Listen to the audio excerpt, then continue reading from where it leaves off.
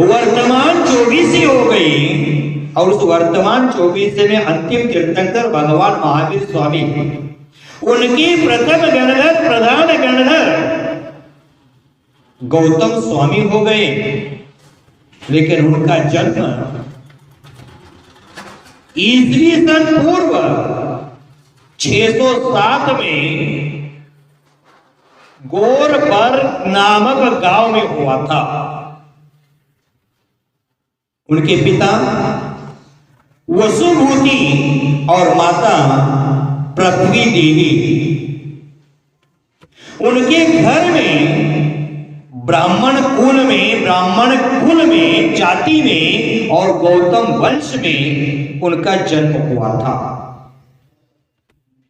इंद्रों के द्वारा पूजा रूपी विभूति को प्राप्त करने के कारण उनका इंद्रभूति नाम सार्थक है।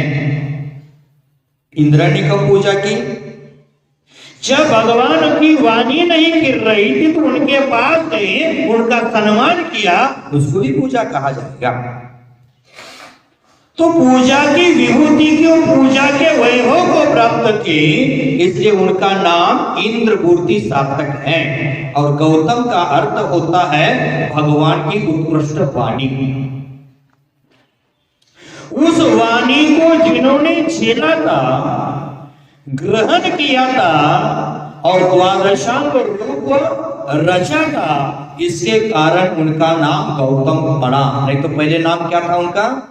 इंद्रभूति नाम था। भगवान महावीर स्वामी जी को केवल ज्ञान हो जाने के बाद जब उनकी दिव्य ध्वनि नहीं गिरी तो गणधर का आवाज जानकर सौधर्म इंद्र है, वह अवधि ज्ञान से इंद्रभूति ब्राह्मण को गंधर्व योग्य जानकर, उनकी योग्यता को देखकर गौतम स्वामी को भगवान महावीर स्वामी के शमो शरण में शास्त्रार्थ के लिए लाने का प्रयास किया।